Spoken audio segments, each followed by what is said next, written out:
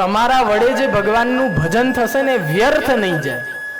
કોક માળા કરતું હોય ને તો આપણે એને બતાવવા માટે અંદર આમ ગોમુખી લાવવાની, જોડે લઈને ફરવાનું। કોક માળા કરતા જોઈ જોઈએ ને તો આમ લઈને બેસી રહેવાનું, ભલે અંદર હાથ ના ફરે પણ બેસી રહેવાનું, માળા લઈને સુઈ જવાનું બપોરે, કથામાં નહીં હો। આમ તો ચાલુ કથામાં સુવાથી ઘણા બધા દોષ અને પાપ કીધા છે।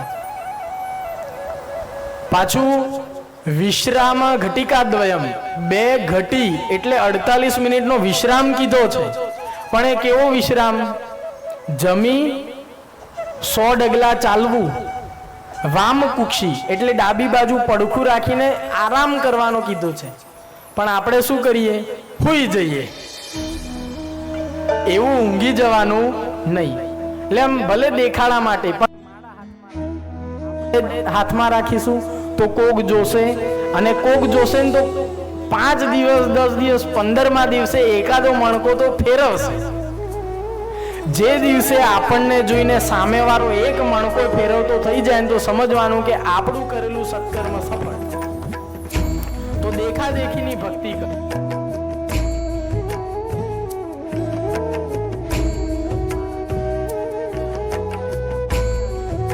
માળા કરીશ। બાપુજીને કહેવાનું તમે કેટલી માળા કરો છો? અચ્છા 51 108।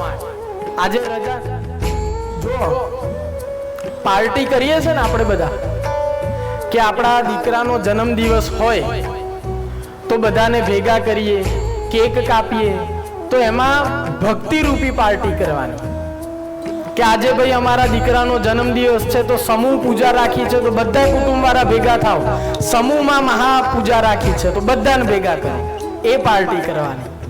આજે વ્યાપારમાં આટલો લાભ થયો એટલે આજે ઘરે જોઈ નહીં ધોઈ તિલક ચાંદલો આસન પર બેસી અને 108 માળા હું કરીશ। 108 માળા એટલે કેટલું ભગવાનનું નામ લેવાશે? 10,800 વાર ભગવાનનું નામ લેવાશે। આવી પાર્ટી કરવાની। આજ તો હું બહુ જ ખુશ છું એટલે આજે હરિકવચના 11 પાઠ કરીશ, એવી પાર્ટી કરવાની। આ પોઝિટિવ પાર્ટીઓ છે, પેલી નહીં, શરીર બગાડે એવી નહીં। બહુ જ આનંદિત થઈ જાય અને એમ લાગે કે આજે બહુ જ રૂપિયા આયા છે, અને થોડા દિવસોમાં દીકરાનો કે મમ્મી પપ્પાની એનિવર્સરી છે તો કોઈ ઝાડના નીચે નારિયેલ વાળાને બોલાવી લાવવાનો અને બધાને ફ્રીમાં નારિયેલ પાણી પીવડાવો, રસદાનનું ફળ મળશે। બધાને જમાડો, ભંડારો કરાવો, એનાથી અન્નદાનનું ફળ મળશે।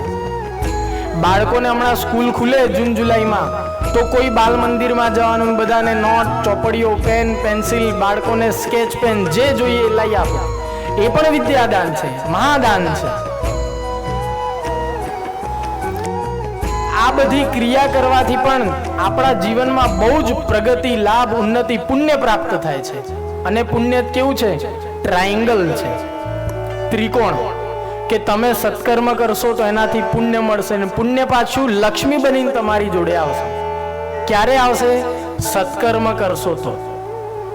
સત્કર્મ એટલે સારું કર્મ, પરોપકારાય પુણ્યાય પાપાય પરપીડનમ, કે પાપ નહીં કરવાનું, પરોપકાર કરવાનું। એ પરોપકાર સત્કર્મ છે ને સત્કર્મ પુણ્ય બનશે, એ પુણ્ય પાછું લક્ષ્મી બનીને આપણી પાસે આવશે। તો પાર્ટીઓ આવી કરવાની, પોઝિટિવ પાર્ટી, સારી પાર્ટી, કે જેને આપણે કરીએ તો બીજા બધા પણ આપણું અનુકરણ કરે।